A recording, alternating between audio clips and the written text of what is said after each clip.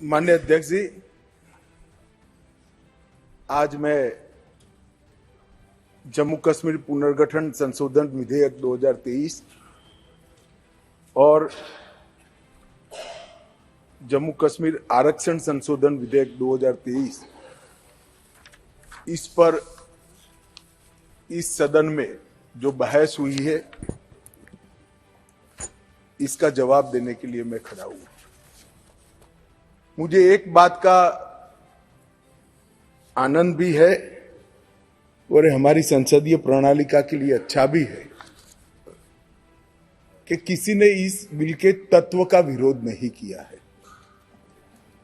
इस बिल के हार्द का विरोध नहीं किया। मान्यवर, लगभग 6 घंटा चर्चा चली और कांग्रेस के श्री अमर सिंह से लेकर अधीर रंजन जी तक 29 वक्ताओं ने अपने अपने तरीके से विचार व्यक्त किए, मगर बिल के उद्देश्यों के साथ बाय एंड लार्ज सभी ने सहमति व्यक्त की। ये मैं सभी का धन्यवाद करना चाहता हूं। माननीय अध्यक्ष जी, मैं जो बिल लेकर आया हूं, जो विधेयक लेकर इस महान सदन की सहमति प्राप्त करने के लिए मैं खड़ा हुआ हूं,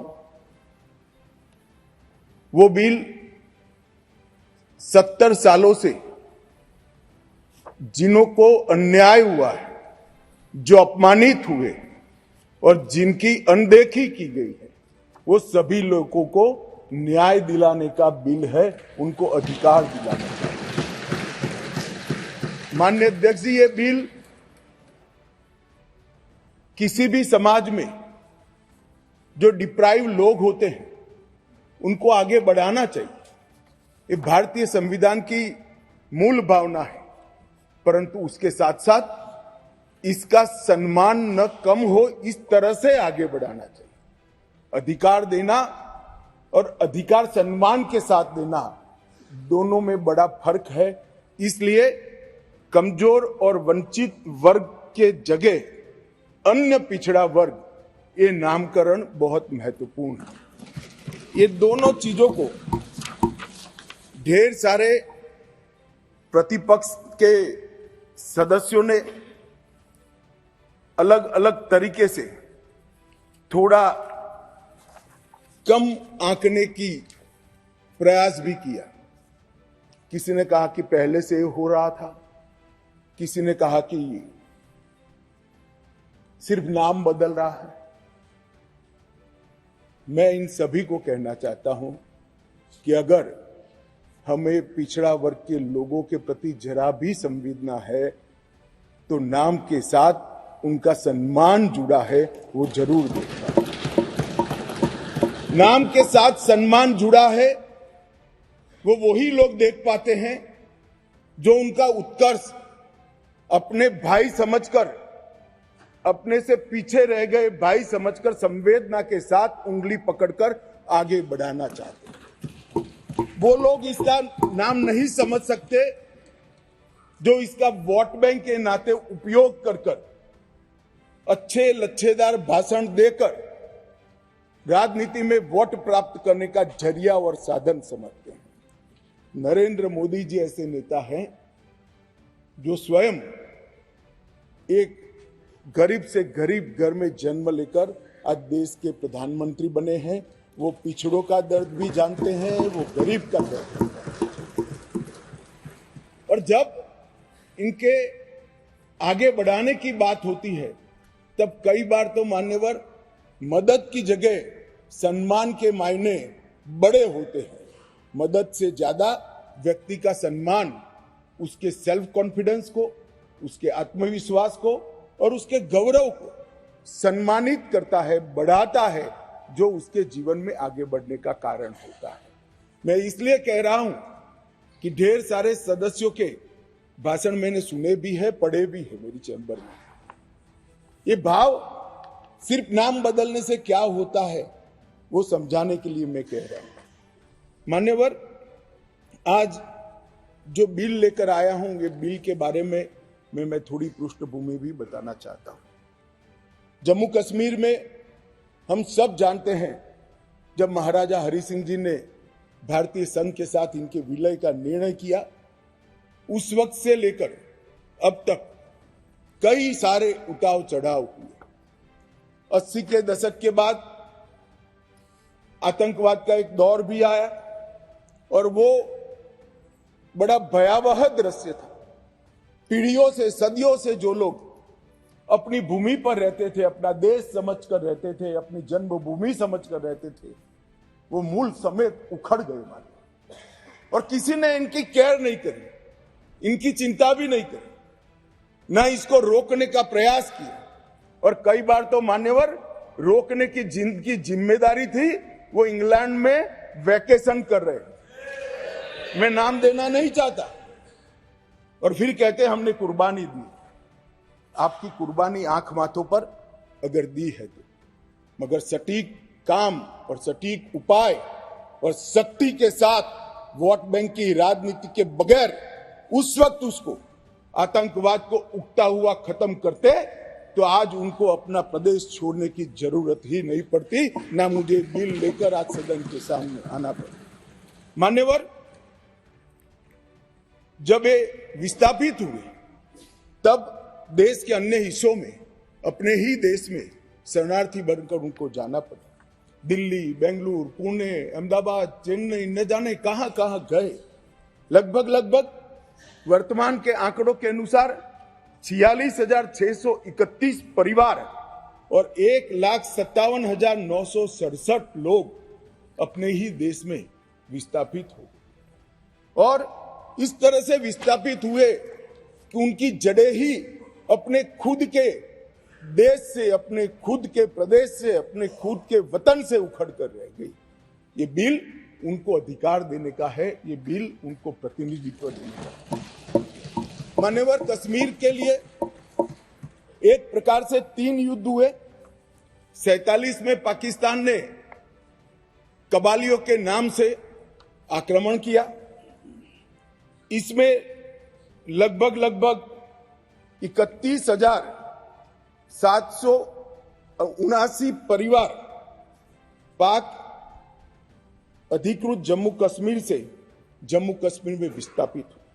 इनमें से 26,319 परिवार जम्मू कश्मीर में और 5,460 परिवार देश भर में फैल गए। वो पाकिस्तान के हमले के शिकार थे। इसके अतिरिक्त 1965 और 1971 में भी युद्ध हुए, उसमें और 10,065 परिवार विस्थापित हुए और कुल मिलाकर 48, 65 और 71 ये तीनों युद्धों में मान्यवर 41,844 परिवार विस्थापित हुए। ये विस्थापितों की स्थिति के बारे में मैं बाद में बात करता हूं, परंतु ये बिल है वो उनको अधिकार देने का बिल है, ये बिल उनको प्रतिनिधित्व देने का बिल है। आज वो लोग ऐसी स्थिति में नहीं है कि वो चुनाव लड़कर वहां की असेंबली में बैठ पाए।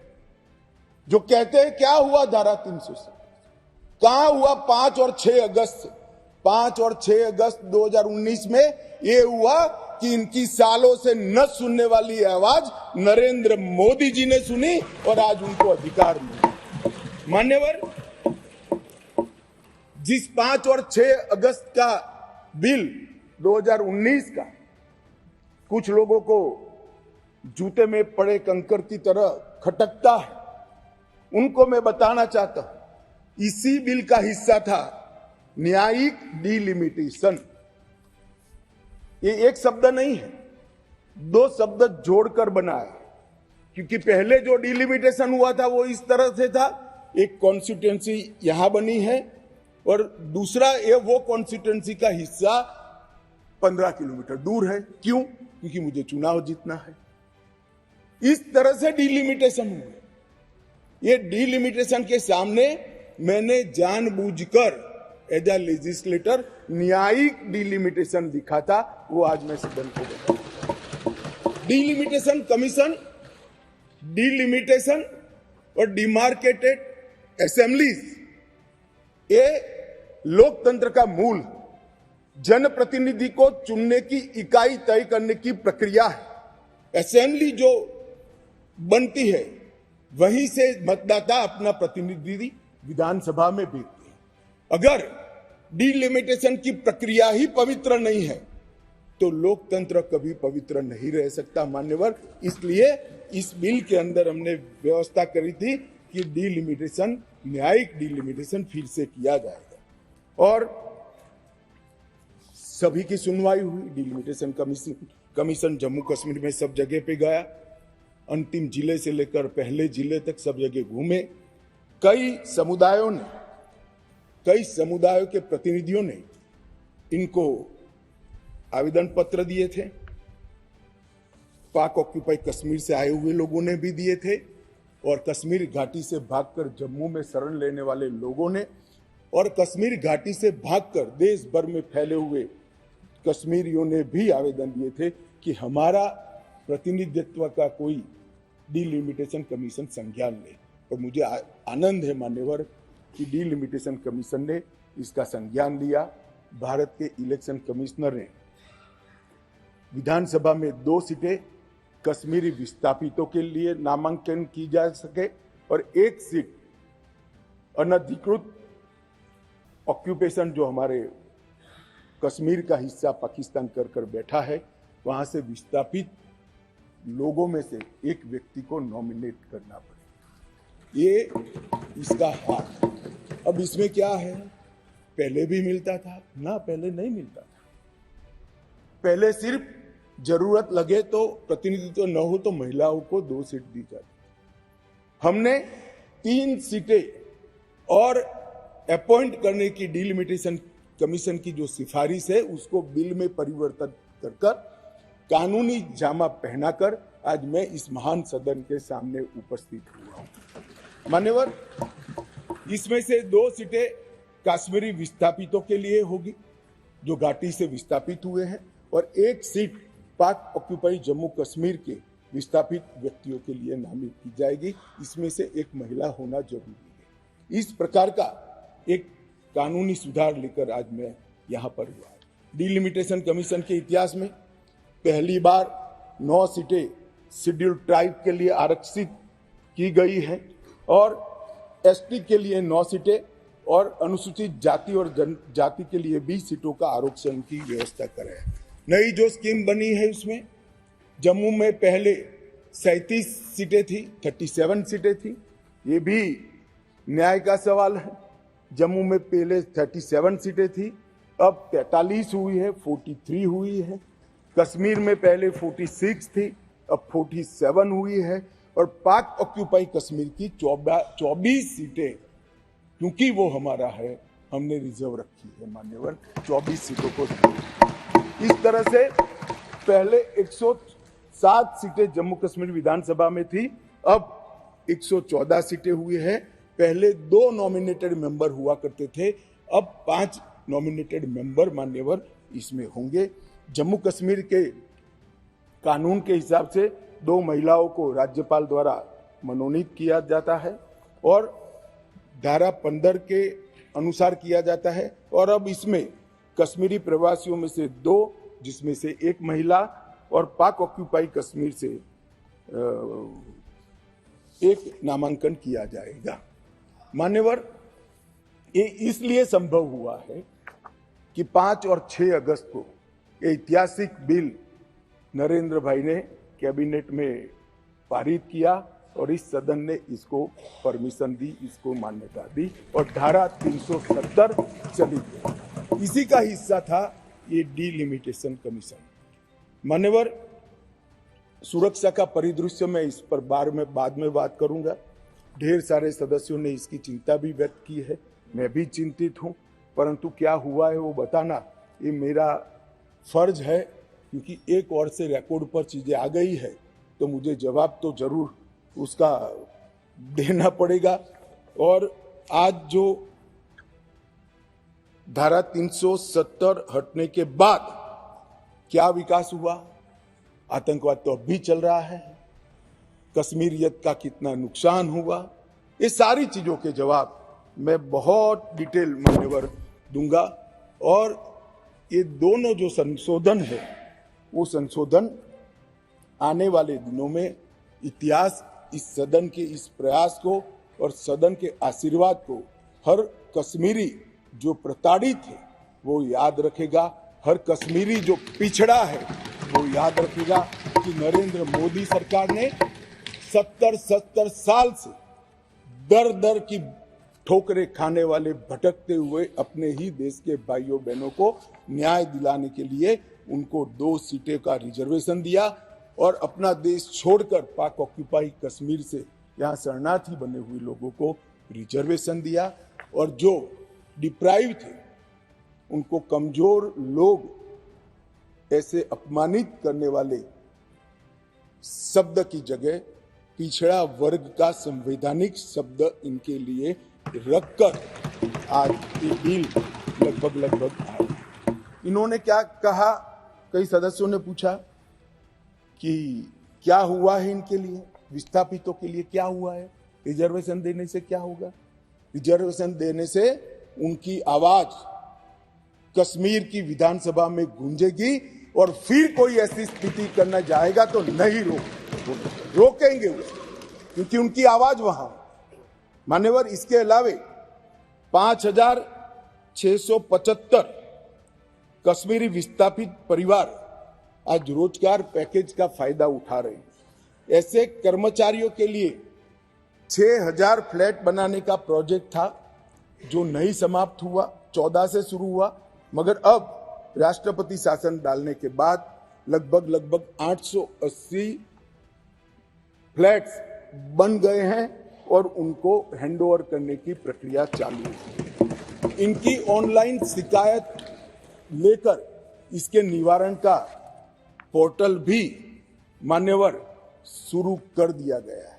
और एक बहुत महत्वपूर्ण कानून, जो लोग कहते हैं, मैं कश्मीर के जो सांसद बैठे हैं उनको विशेष रूप से कहना चाहता हूं, क्या हुआ जो कहते हैं इनको बताना चाहता हूं। मान्यवर, जब आतंकवाद चालू हुआ, निशाना बनाकर सबको भगाना शुरू हुआ, घड़ियाली आंसू बहाने वाले तो मैंने बहुत देखे, शब्दों से अच्छे तरीके से सांत्वना देने वाले मैंने बहुत नेता देखे हैं, मगर नरेंद्र मोदी एकमात्र व्यक्ति ऐसा है जिन्होंने इनके आंसू साच अर्थ में पोंछने का काम किया। मान्यवर, उनकी पीड़ा का हम कल्पना नहीं कर सकते, जो करोड़ों रुपए का प्रॉपर्टी वहां छोड़कर जान बचाने के लिए कहीं बेंगलुरु, कहीं अहमदाबाद, कहीं दिल्ली, कहीं जम्मू में जाकर कैंप में रहे हैं, अपने स्तर से बहुत नीचे जीवन जी रहे हैं। इनकी पीड़ा की कल्पना हम नहीं कर सकते बाकी के देश के हिस्से में रहकर, मगर जब वहां से भागे वो, करोड़ों रुपए की संपत्ति किसी ने कब्जा ली। कब्जा लेने के बाद कहा कि अब तुझे कुछ नहीं मिलेगा, मैं जो देता हूं वो ले लो। औने पौने दाम में करोड़ों रुपए की संपत्ति एक प्रकार से छीन ली गई और प्रशासन चुपचाप बैठा, कोई कदम नहीं उठाए। और मान्यवर, हमने इसका रास्ता ढूंढा, नया कानून बनाया और वो रिट्रोस्पेक्टिव इफेक्ट से उनको वापस देने का काम भारतीय जनता पार्टी की नरेंद्र मोदी सरकार। ये पूछते हैं क्या हुआ था वो भी बताया और अब क्या हुआ वो भी बताया। और बहुत बोले हो, धैर्य रखना सुनने का, आज जरा धैर्य रखकर सुनना। और मेरा निवेदन है, जितने बैठे कम ही बैठे हैं, चले न जाए। मान्यवर, अधिवास प्रमाण पत्र लगभग 1.6 लाख लोगों को अधिवास प्रमाण पत्र देने का काम ये भारतीय जनता पार्टी की सरकार ने। नरेंद्र मोदी जी के प्रधानमंत्री बनने के बाद प्रति व्यक्ति 3250 रुपया और अधिकतम सीमा परिवार में 13,000 रुपया कैश डॉल दिया जाता है इन लोगों को। प्रति व्यक्ति 9 किलो चावल, 2 किलो आटा और 1 किलो मासिक चीनी देने का काम हमारी सरकार करती है माननीय। और पाक ऑक्यूपाई कश्मीर से जो लोग आए थे उनको एक मुश्त 5.5 लाख रुपया एक साथ देने का काम ये नरेंद्र मोदी। जो लोग कहते थे कि क्या हुआ, आप तो मूल से ही कटे हो साहब। मूल के साथ संपर्क ही नहीं, कैसे मालूम पड़ेगा बदलाव क्या हुआ? इंग्लैंड में वैकेशन कर कर जम्मू कश्मीर के बदलाव का अनुभव नहीं कर सकते हो। मान्यवर, हमने दादा बैठो, दादा बैठो। आपको नहीं कह रहा हूं दादा, बैठ जाइए। आप कहां कश्मीरी हो?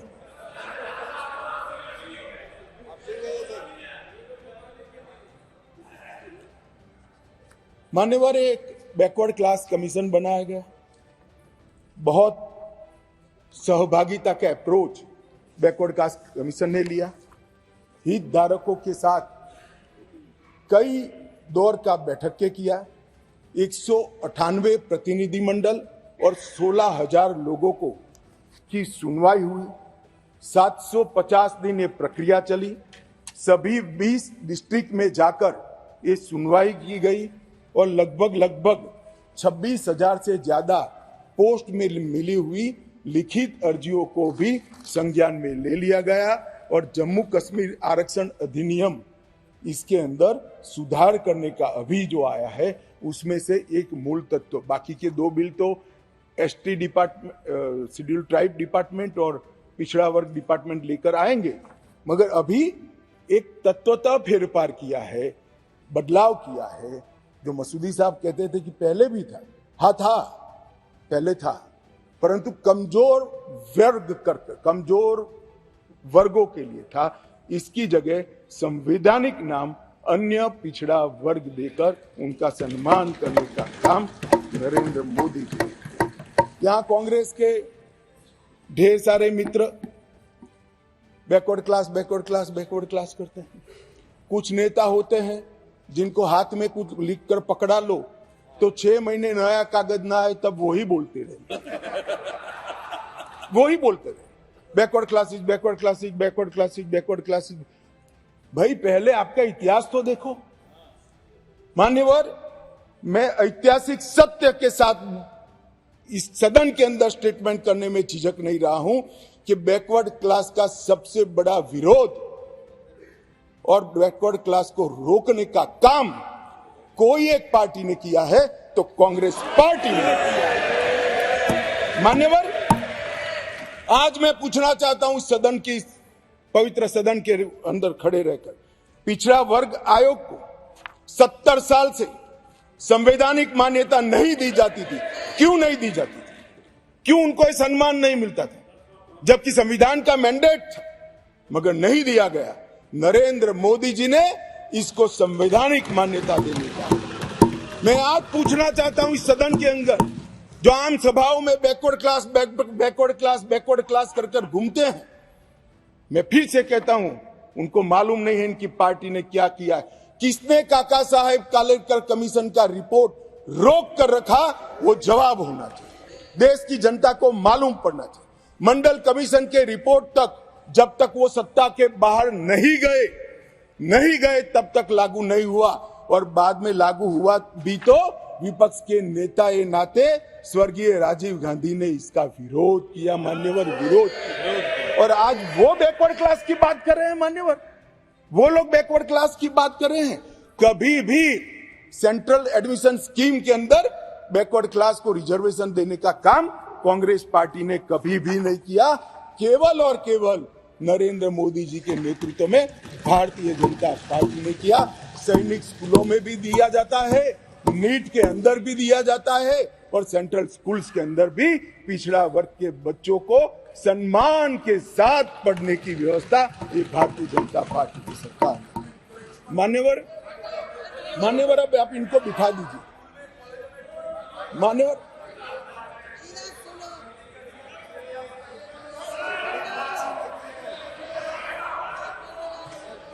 मान्यवर, अब तक डिप्राइव लोगों की बात करते हैं। अब तक ईडब्ल्यूएस,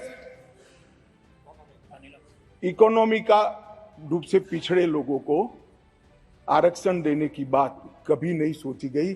पहली बार नरेंद्र मोदी जी ने अनारक्षित जातियों के गरीब बच्चों को 10% रिजर्वेशन देने का काम। और मान्यवर, आज ये नामकरण में भिन्नता से क्या होता है इनको मालूम नहीं है। इनको मालूम नहीं है। मानो मेरी माँ का नाम कुसुम है, मैं उसको कुसुम बोलता हूँ और माँ कहता हूँ। दोनों को बीच में कितना अंतर है वो माँ को ही मालूम पड़ता है और किसी को मालूम नहीं। नाम तो वही है, व्यक्ति वही है, मगर किस भाव से बुलाया जाता है।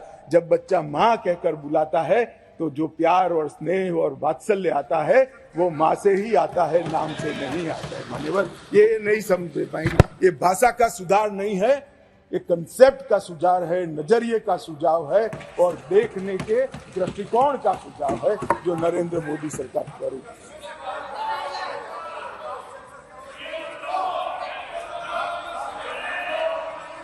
प्लीज। अरे यार अधीर रंजन, मैं एक बात कहता था कि एक नेता लिखा हुआ पढ़ते ही रहे, पढ़ते, तुम भी वो स्क्रिप्ट पढ़ने लगे यार। ऐसा मत करो यार अधीर रंजन जी, ऐसा मत करिए। आप माननीय विपक्ष के नेता है, मैं जरा भी पढ़। अरे आपके बारे में नहीं बोल रहे वे, माननीय अधीर रंजन जी आपके बारे में नहीं बोल रहे। प्लीज मान्यवर, मैं इनको बताना चाहता हूं, आजकल करते करते मेरे 32 साल किसी न किसी सदन में हो गए। मैंने आज तक कभी लिखा हुआ भाषण पढ़ा नहीं। मैं मन की गहराइयों से बोलता हूं। मेरे हाथ में जो कागज होता है आंकड़ों और तथ्यों को रिफेर करने के लिए होता है, क्योंकि मैं जिम्मेदारी के साथ यहाँ पर। मान्यवर प्लीज माननीय सदस्य प्लीज। मान्यवर, ये विधेयक नरेंद्र मोदी सरकार ने, देश के प्रधानमंत्री नरेंद्र मोदी जी ने देश में लाए हुए सैकड़ों सकारात्मक और परिवर्तनकारी प्रगतिशील परिवर्तनों की कड़ी में एक और मोती जोड़ने का काम ये विधेयक करेगा और इसलिए मैं आज इस सदन के आशीर्वाद मांगने आया हूं। मान्यवर, कुछ सदस्यों ने बात के अंदर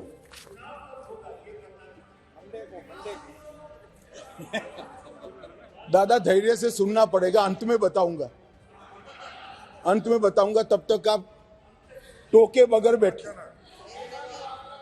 मान्यवर, कुछ कानूनी और संवैधानिक मुद्दे खड़े कर पहले एक मॉरल बात लाए कि भाई जिस कानून के अंदर आप अमेंडमेंट लेकर आए हो वो कानून ही कोर्ट के सामने चैलेंज में है। मसूदी साहब तो हाई कोर्ट के जज रहे, विद्वान न्यायाधीश रहे हैं, अधिवक्ता अच्छे ही होंगे तभी तो जज बने होंगे। मैं उनको कहना चाहता हूं, धारा 370 भी काफी साल तक चैलेंज में रही, क्यों नहीं रोका उसको? जब चैलेंज में थी तो धारा 370 को क्यों नहीं रोका गया? और आज आपको कानून की मर्यादाएं याद आ रही हैं। फिर भी मैं स्पष्टता करना चाहता हूं, आपकी ही पिटीशन है, आप पिटीशनर हो। इस पर स्टे मांगा गया था, स्टे पर बहस हुई, न्यायाधीशों ने सुनवाई करके स्टे देने से इनकार किया। स्टे देने से इनकार किया। मैं बहुत रिस्पॉन्सिबिलिटी के साथ यहां बोल रहा हूं, कोई स्टे नहीं है। कहा कि हम समाज करेंगे, एडमिट किया, जो एडमिट खुद ही होता है कि नहीं, एडमिट होने से कुछ नहीं होता, स्टे करना पड़ता है, ऑर्डर में स्टे करना पड़ता है। मान्यवर, जब तक आप तो जज रहे साहब, ऊपर वाले से तो डरिए, फारूक साहब से इतना मत डरिए। मान्यवर, पिटीशन एडमिट होने से को डराता नहीं, फिर भी डरते हैं, बोलिए। मेरा काम डराना नहीं, आप लोगों का काम है डराना, हम डराते नहीं। मान्यवर कहा है उसका जवाब मैं आपके बाद दूंगा। नहीं दे सकते आप, नियमों के अनुसार नहीं दे सकते। मान्यवर, जब कोई भी पिटीशन सुप्रीम कोर्ट के सामने जाता है, अगर सुप्रीम कोर्ट उसको स्टे नहीं देता है तो तब तक यथास्थिति बनती है, और यथास्थिति ये है कि राष्ट्रपति महोदय ने इसको कानून को बनाने का काम पूर्ण कर दिया है। ये यथास्थिति है। इसके लिए मैं इसके अंदर अमेंडमेंट लेकर किसी भी समय पर आ सकता हूं। और ये जो है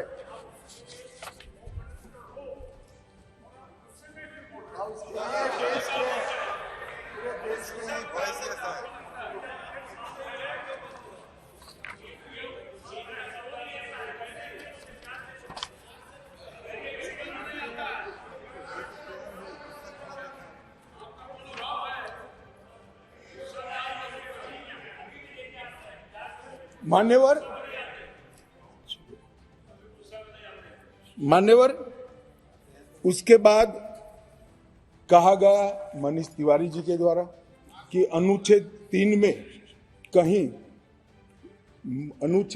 में कहीं पर भी यूटी का प्रावधान नहीं है। अब मैं मान्यवर कोई कंफ्यूजन नहीं रहना चाहिए, बहुत बड़ी बात माननीय सदस्य ने करी है। मैं अनुच्छेद 3 इस सदन में पढ़ना चाहता हूं। नए राज्यों का निर्माण और वर्तमान राज्यों के क्षेत्रों, सीमाओं या नामों में परिवर्तन, ये अनुच्छेद का मूल चीज है। इसके अंदर आगे किसी राज्य में उसका राज्य क्षेत्र अलग करने अथवा 2 या अधिक राज्यों को या राज्यों के भागों को मिलाकर अथवा किसी राज्य क्षेत्र को किसी राज्य के भाग के साथ मिलाकर नए राज्य का निर्माण देश की संसद कर पाएगी। अब इन्होंने कहा यूटी नहीं है, यूटी का इसमें प्रोविजन नहीं, मगर शायद उन्होंने पूरा पढ़ा नहीं या जानबूझकर आगे उन्होंने सदन को बताया नहीं। इसी के नीचे आर्टिकल 3 के नीचे ही स्पष्टीकरण किया। इस अनुच्छेद के खंड क से ड में जिसमें सारी चीजें आता है, राज्य के अंतर्गत संघ राज्य क्षेत्र समाहित है। तो वहां पर राज्य मीन्स संघ राज्य क्षेत्र अपने आप हो जाता है। तो ये इनको मैं मनीष जी को थोड़ा स्पष्टता करना चाहता हूं कि इतना बड़ा गैरकानूनी काम कम से कम नरेंद्र मोदी सरकार नहीं कर सकती। ये कोई इंदिरा गांधी की सरकार नहीं है जो इस प्रकार के कानून लेकर आए। भाई अभी बहस नहीं हो सकती, बाद में मैं आपको सवाल, मैं बाद में आपको मौका दूंगा क्वेश्चन पूछने का। अभी बैठ जाइए, मैं बाद में आपको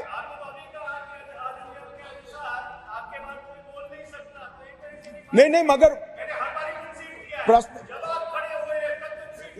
देखिए मनीष जी, मैं प्रश्न ले सकता हूं। मैं महोदय को अभी कहता हूं, बाद में मनीष जी का प्रश्न। चल, ये भी नियमों के अंदर है। मान्यवर बाद में उन्होंने कहा कि अनुच्छेद 3 के परंतु को निलंबित करके राष्ट्रपति शासन डाला क्योंकि ये प्री डिजाइन था। मान्यवर मेरे पास लिस्ट है। आंध्र प्रदेश में राष्ट्रपति शासन 1973 में डाला, हम नहीं थे, कांग्रेस की सरकार थी, परंतु निलंबित किया गया था। अरुणाचल में डाला गया, परंतु निलंबित। 81 में आंध्र प्रदेश में उनकी सरकार, परंतु निलंबित किया था। 1990 में परंतु निलंबित किया था। बिहार 1969 कांग्रेस सरकार, परंतु निलंबित किया था। 72 परंतु निलंबित किया था। 1977 परंतु निलंबित किया था। 69 बिहार, फिर गोवा 1990 परंतु निलंबित था। 1990 परंतु मेरे पास लगभग 27 राज्यों के 70 से ज्यादा है, एक में भी वो परंतु निलंबित करे बगैर राष्ट्रपति शासन नहीं डाला गया है।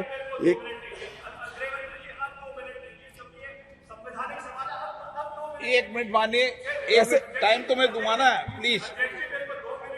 मान्यवर मैंने कहा उनको मैं जवाब सवाल पूछने दूंगा, वो क्यों इतने विचलित हो रहे हैं?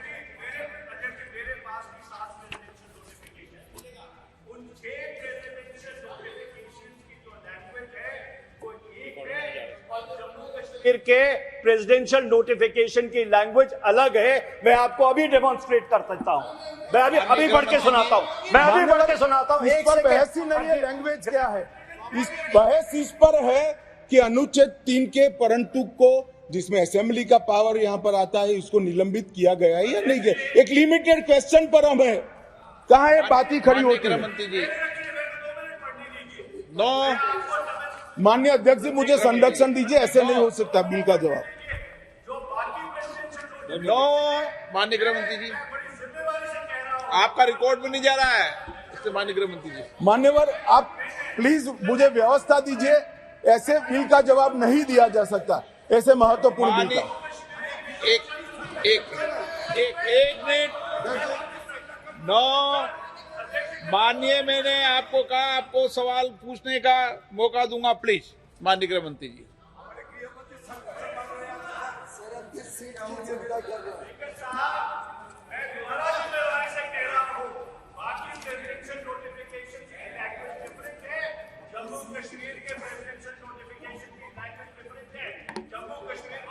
आप प्लीज नो माननीय राम कृपाल जी, प्लीज माननीय मनीष तिवारी जी, प्लीज। मान्यवर, ढेर सारे सदस्यों ने जम्मू कश्मीर में आतंकवाद की चिंता का जिक्र किया। वो चिंतित भी थे, अच्छी बात है, चिंता हो रही है, होनी भी चाहिए, सभी को होनी चाहिए। उन्होंने सीधा सीधा इसको आर्टिकल 370 को निरस्त करने से जोड़ा। उन्होंने क्या क्या हुआ, अब भी आतंकवाद चल रहा है। उन्होंने क्या क्या हुआ, अभी कुछ दिन पहले सेना के कुछ जवान शहीद हो गए, ऑफिसर प्लीज ऑफिसर जवान शहीद हो गए, कुछ घटनाएं भी हुई। मान्यवर, किसी ने भी नहीं कहा था कि आर्टिकल 370 जाने के बाद कश्मीर में आतंकवाद समाप्त हो जाएगा। सुनिए ना, सुनिए, अरे भाई सुनो ना, मैंने कहा था आतंकवाद का मूल आर्टिकल 370 के कारण खड़ा हुआ अलगाववाद की भावना है।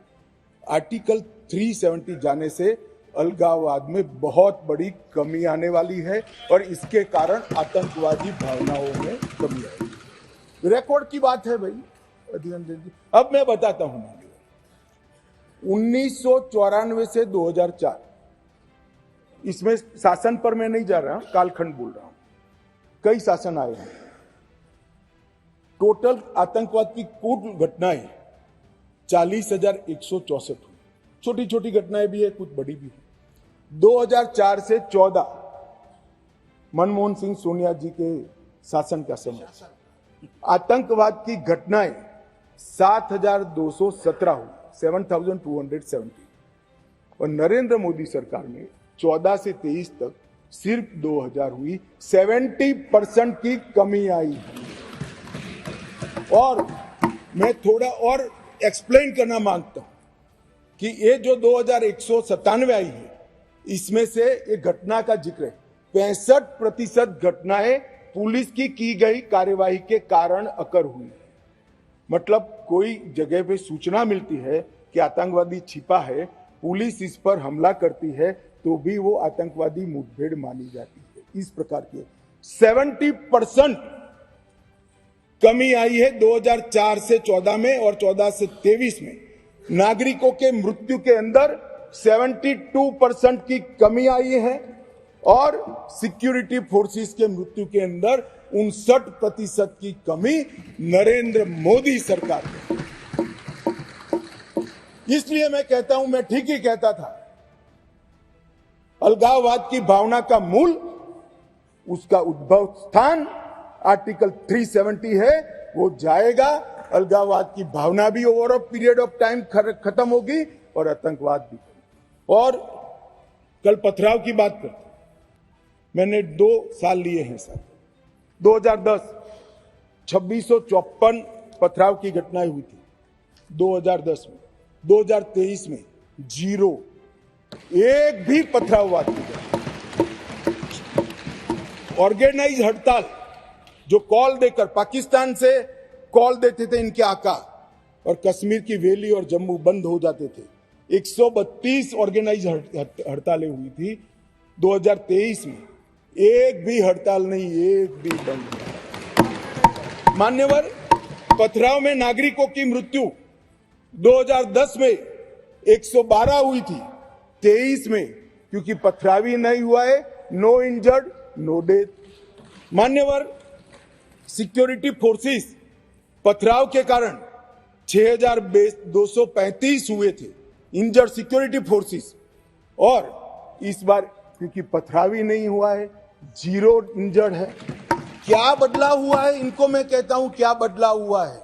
अरे इसी सदन में रहकर सारी मर्यादाएं तोड़कर अगर धारा 370 खत्म हुई तो खून की नदियां बह जाएगी कहते थे। खून की नदियां छोड़ो, कंकड़ चलाने की हिम्मत नहीं है किसी की। इस तरह की व्यवस्था भारतीय जनता पार्टी की सरकार।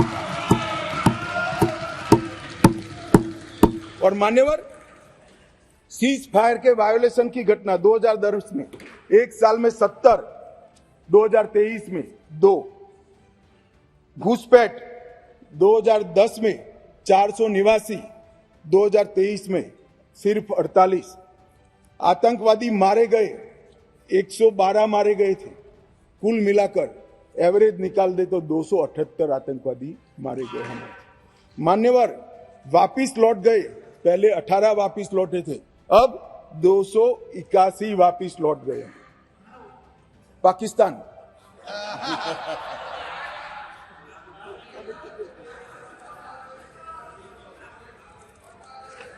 मान्यवर, और वो ऐसे ही नहीं हुआ है। जम्मू कश्मीर की लोगों की सुरक्षा और इनके जीवन की क्वालिटी सुधारने के लिए नरेंद्र मोदी जी के नेतृत्व में भाजपा सरकार ने अथक परिश्रम किया है। मान्यवर, गृह मंत्रालय हर माह यहां पर सिक्योरिटी रिव्यू करता है और हर 3 माह में मैं वहां जाकर सिक्योरिटी रिव्यू करता हूं। मान्यवर, एक 0 टेरर प्लान बनाया गया है जिसको हमने इम्प्लीमेंटेशन में लाया है। 3 साल से वो प्लान एक्शन में है। मुझे पूरा भरोसा है मान्यवर कि 24 के बाद फिर से मोदी जी आने वाले हैं। 26 आते आते 0 टेरर प्लान 100% इम्प्लीमेंट होगा। मान्यवर, इसके साथ साथ कंप्लीट एरिया डोमिनेशन का प्लान बनाया है, वो भी 2026 तक समाप्त हो जाएगा। और पहले सिर्फ टेररिस्टों को मारते थे, हमने इसकी इकोसिस्टम को खत्म किया है। इसके साथ साथ टेरर फाइनेंस पर इकोसिस्टम को खत्म करने के लिए केस किए। एनआईए ने 32 केस किए, जिसमें कुछ पार्टियां बड़ा अरण्य रुदन कर रही है, हाय तौबा कर रही है। क्यों केस हो रहे हैं? क्यों इसलिए केस हो रहे हैं कि पाकिस्तान से पैसा आ रहा है, ये परमिटेड नहीं है, ये नरेंद्र मोदी सरकार है, ये नहीं चाहिए। एनआईए द्वारा 32 केस हुए, एसआईए द्वारा 51 केस हुए, 83 केस टेरर फंडिंग और फाइनेंस के हुए हैं। लगभग 229 अरेस्ट हुए हैं। 150 करोड़ की मूल्य की 57 प्रॉपर्टी को सीज कर नीलामी के लिए कोर्ट के सामने दस्तावेज रख दिए गए और 134 बैंक अकाउंट सील किए, जिसमें 122 करोड़ रुपया सीज हुआ है और 5.5 करोड़ रुपया कैश हुई। और मान्यवर कहते थे क्या फर्क पड़ा है? अब्दुल्ला साहब बैठे थे। अब्दुल्ला साहब, आप जब मुख्यमंत्री पद छोड़े तब से लेकर मोदी जी प्रधानमंत्री बने तब तक 19 तक जम्मू कश्मीर में थिएटर नहीं चलते थे। पूरे देश को मालूम ही नहीं है, जम्मू कश्मीर में थिएटर नहीं चलते थे। धारा 370 खत्म होने के बाद 2021 में जम्मू कश्मीर में पहला थिएटर शुरू हुआ। 30 साल के बाद क्या परिवर्तन हुआ है पूछते हैं, इसलिए मैं कह रहा हूं कि ये परिवर्तन हुआ है। श्रीनगर में एक मल्टीप्लेक्स बना, पुलवामा, शोपिया, बारामूला, हंदवाड़ा 4 नए थिएटर खुले। 100 से अधिक फिल्मों की शूटिंग शुरू हो गई। जो फारूक साहब ने अंतिम देखा होगा, बाद में नहीं देखा होगा किसी ने, अब शूटिंग शुरू हो गई है। और लगभग 100 मूवी थिएटरों के लिए बैंक लोन के प्रस्ताव आज बैंक में पेंडिंग। ये मान्यवर इंडिकेटर है, थिएटर खोलने की स्थिति ही नहीं थी। क्यों बंद करने पड़े थे मुझे बताओ ना। ऐसा तो है नहीं कि जम्मू कश्मीर में कोई थिएटर पिक्चर देखना नहीं चाहता है, आराम से देखे जाते थे, मगर बंद करने पड़े थे। मान्यवर, लगभग कहते थे कि क्या हुआ था कि 370 खत्म करना पड़ा। 45,000 लोगों की मृत्यु हुई है। और मैं मानता हूं ये 45,000 लोगों की मृत्यु की जिम्मेदार ये धारा 370 थी जो नरेंद्र मोदी ने उखाड़ कर फेंक दिया। मान्यवर, ढेर सारे परिवर्तन जो पूछते हैं क्या हुआ क्या हुआ क्या हुआ, मैं इसका जवाब देने के लिए खड़ा हूं। मान्यवर, जम्मू कश्मीर और लद्दाख को पहले एक अलग संविधान, अलग ध्वज और एक जमाने में अलग राजधानी, दो राजधानियां हुआ करती थी। श्यामा प्रसाद मुखर्जी ने जिस उद्देश्य के लिए जान दी थी, कुछ सदस्यों ने इसको पॉलिटिकल नारा कहा। ये पॉलिटिकल नारा नहीं है, ये देश की इच्छा थी। इस देश में 2 संविधान न हो, 2 प्रधानमंत्री न हो और 2 झंडे न हो। देश का झंडा, देश का निशान एक ही होना चाहिए, एक ही निशान के तले पूरा देश है। और कुछ सदस्यों ने कहा हमसे वादा किया गया था, हमसे वादा किया गया था। वादा किससे किया था? अंग्रेजों ने जो स्कीम बनाई थी आजादी के वक्त, कांग्रेस ने जिस स्कीम को अप्रूव किया, उसमें पूरा अधिकार महाराजा का था। देश भर में कहीं तो पब्लिक को नहीं पूछा गया, क्यों जम्मू कश्मीर में पूछना? और मैं वादे की भी बात करता हूं। चलो मान लेते हैं हमारे संविधान निर्माताओं ने वादा किया था, मगर आप आधा अधूरा पढ़ते हो, इसलिए कंफ्यूजन होता है। इसके अंदर आर्टिकल 370 के अंदर ऊपर टेम्पररी प्रोविजन लिखा गया है। टेम्पररी का मतलब क्या होता है? आजीवन अधिकार हो गया ना जी? कब का जाना चाहिए था, हिम्मत नहीं थी, नरेंद्र मोदी जी ने हिम्मत करी और धारा 370 को समाप्त। कोई वादा खिलाफी नहीं है। एक स्पिरिट जो संविधान का था कि आर्टिकल 370 टेम्पररी है, ये टेम्पररी का दिन ही नहीं आता था। मोदी जी ने 5 अगस्त को वो दिन ला दिया और टेम्पररी था वो चला दिया। मान्यवर, पहली बार कश्मीरी, डोगरी, हिंदी और अंग्रेजी और उर्दू को राज्य की आधिकारिक भाषाएं बनाई। मान्यवर, राइट टू एजुकेशन एक्ट पहली बार, उसकी चर्चा होगी तब बताऊंगा, बैठ जाइए। भूमि अधिग्रहण और मुआवजे का कानून, forest right act, SC ST prevention atrocity act, whistle blower protection act, juvenile justice act और अल्पसंख्यक आयोग अधिनियम 1992 ये रोक कर रखे थे, वो अब लागू हो गए। असेंबली वहां की 6 साल की बना कर रखी थी, अब वो भी 5 साल की हो गई और बड़े बदलाव हुए। मान्यवर, मैं आज कहना चाहता हूं, हम भी गए थे लाल चौक पर तिरंगा फहराने के लिए, रोक दिया था मोदी जी और हमारे उस वक्त के अध्यक्ष मुरली मनोहर जी गए और लाल चौक में तिरंगा फहराया था। मान्यवर, तिरंगा फहराने के लिए जद्दोजहद करनी पड़ती थी। आज हर घर तिरंगा, घाटी का एक भी घर ऐसा नहीं था जहां पर तिरंगा न फहरा। मान्यवर, ये बदलाव है। आज लाल चौक में सारे धर्म के त्योहारों को रंग चंग के साथ मनाया जाता है और सारे धर्म के लोग पार्टिसिपेट करते हैं। बंधारण, संविधान की स्पिरिट को अब नीचे उतारा गया है। ये जो पूछते हैं क्या हुआ क्या हुआ क्या हुआ, मैं उनको जवाब देना चाहता हूं। मान्यवर, मैं उनको जवाब देना चाहता हूं, जब आर्टिकल 370 गया उसके पहले GSDP 1 लाख करोड़ था, सिर्फ 1 लाख करोड़। आज 2,27,927 करोड़ GSDP, सिर्फ 5 साल में डबल। रोजगारी ढेर सारी बढ़ी। पहले 94 डिग्री कॉलेज थे मसूदी साहब, अब 147 हो गई। IIT, IIM और 2 एम्स, सबसे पहला राज्य ऐसा है जहां 2 एम्स दिए गए, वो हमारा जम्मू कश्मीर।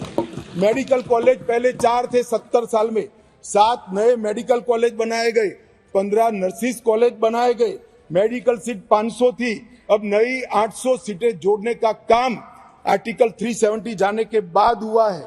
367 PG की सीटें थी, उसमें नई 397 सीटें जोड़ने का काम नरेंद्र मोदी सरकार ने किया है। और लगभग मिड डे मील 6 लाख लोगों को मिलता था, अब 9,13,000 लोगों को मान्यवर मिड डे मील मिलता है। प्रधानमंत्री ग्राम सड़क योजना की एवरेज 158 किलोमीटर थी, अब 8,068 किलोमीटर प्रति साल हो गई। क्या हुआ है जो पूछते हैं इनको मैं बताता हूं। मैं देता हूं जवाब।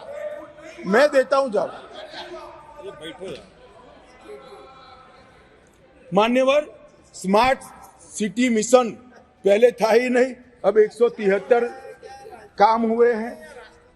प्रधानमंत्री आवास योजना में 70 साल में 24,000 घर दिए गए थे।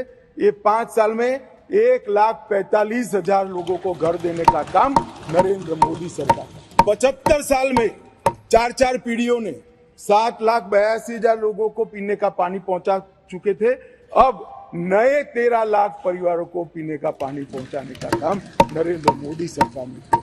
मान्यवर, शिशु मृत्यु दर 22 थी, वो कम होकर 14.30 पर लाने का काम नरेंद्र मोदी सरकार ने किया है। और लगभग 47 जन औषधि केंद्र थे, इसकी जगह 227 जन औषधि केंद्रों पर आज सस्ती दवाइयां वहां पर 5 साल में मिल रही। मान्यवर, स्पोर्ट्स में युवाओं की भागीदारी 2 लाख से बढ़कर 60 लाख तक पहुंची है, क्योंकि अब खेल हो सकते हैं। मान्यवर, पेंशन के लाभार्थी में 6 लाख से 10 लाख तक पहुंचे हैं। ये सारा परिवर्तन केवल और केवल नरेंद्र मोदी सरकार ने आर्टिकल 370 जाने के बाद किया है। और जो राष्ट्रपति शासन को क्रिटिसाइज करते हैं उनको मैं बताता हूं, हम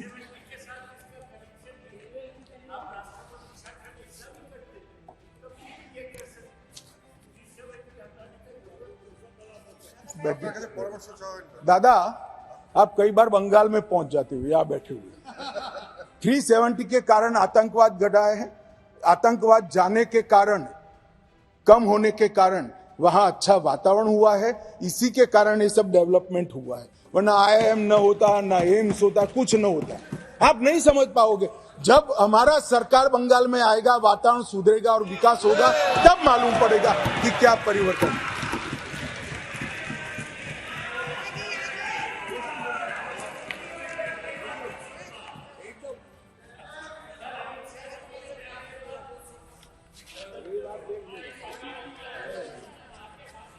मान्यवर, प्रेमचंद्रन जी ने यहां से किसी सदस्य ने कहा, एक शब्द प्रयोग पर बहुत बड़ी आपत्ति की। मैं वो शब्द प्रयोग की अनुमोदन करने के लिए आज मेरी बात कहना चाहता हूं। मैं वो शब्द प्रयोग को सपोर्ट करना चाहता हूं। वो शब्द प्रयोग था नेहरूवियन ब्लंडर। नेहरू के समय में जो ब्लंडर हुआ था, इसके कारण कश्मीर को भुगतना पड़ा। मैं मान्यवर इस सदन में खड़ा रहकर आपके आसन के सामने जिम्मेदारी के साथ कहता हूं कि 2 बड़ी गलतियां जो पंडित जवाहरलाल नेहरू के प्रधानमंत्री काल में हुई, उनके लिए गए निर्णयों से हुई। इसके कारण सालों तक कश्मीर ने सहन करना पड़ा। एक सबसे बड़ी गलती, जब हमारी सेना जीत रही थी, पंजाब का एरिया आते ही सीज फायर कर दिया गया और पाक ऑक्यूपाई कश्मीर का जन्म हुआ। अगर सीज फायर 3 दिन लेट होता तो पाक ऑक्यूपाई कश्मीर आज भारत का हिस्सा।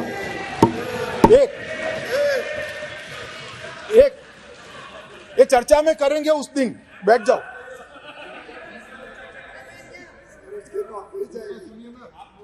चर्चा है ना पूरा दिन। मान्यवर, और दूसरा,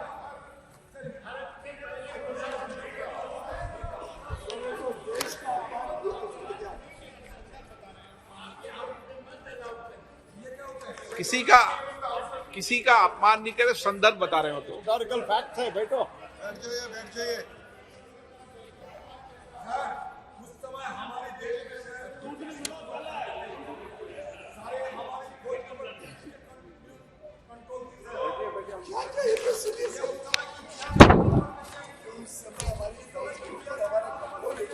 नहीं तो आपको कैसे मालूम हुआ इस वक्त का? मान्यवर, अभी तो एक ही कहा है, दूसरा तो सुने।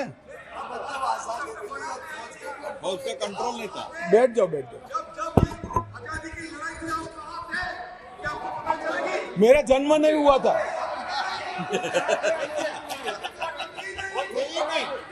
मान्यवर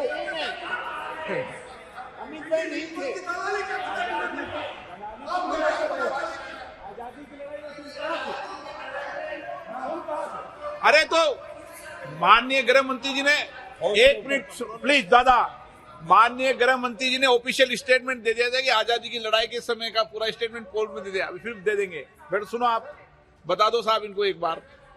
दूसरी गलती, दूसरा भी संदर्भ और कर दें आप, गलती नहीं संदर्भ, सॉरी। मान्यवर, एक ही गलती बताने से इतना तिल मिला गया है। नहीं, मैंने हटा दिया। मैं तो सिर्फ नहीं ऐसा नहीं है, मैं सिर्फ दो ही बताना चाहता हूं। एक, पूरा कश्मीर जीते बगैर सीज फायर कर लिया, और दूसरा यूएन के अंदर हमारे मसले को ले जाने की बहुत बड़ी गलती है। मान्यवर, मैं एक कोट अनकोट पढ़ना चाहता हूं। मैंने बहुत सावधानी से आपके द्वारा उठाए गए बिंदुओं को देखा, एक पत्र का हिस्सा है। मैंने बहुत सावधानी से आपके द्वारा उठाए गए बिंदुओं को देखा है, लेकिन मुझे डर है कि मेरे विचार आपके नहीं, सॉरी, यूनाइटेड नेशन के अनुभव के बाद, मान्यवर, यूनाइटेड नेशन के अनुभव के बाद मैं इस निष्कर्ष पर पहुंचा हूं कि वहां से कुछ संतोषजनक नतीजे की उम्मीद नहीं की जा सकती। मुझे यह एक अच्छा फैसला लगा, इनटू ब्रैकेट सीज फायर, मुझे यह एक अच्छा फैसला लगा, लेकिन इस मसले को ठीक से नहीं निपटा गया। हम सीज फायर और विचार करके कुछ बेहतर मार्ग निकाल सकते थे।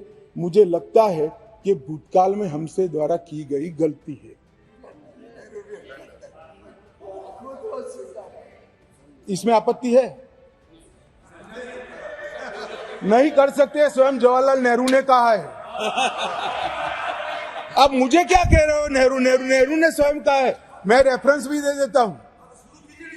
Nehru memorial museum and library, Jawaharlal Nehru collection, JNSG 143 के अंदर स्वयं जवाहरलाल नेहरू का शेख अब्दुल्ला जी को लिखा हुआ पत्र के मेरी गलती थी। मैं सब किसी को कोट नहीं कर रहा।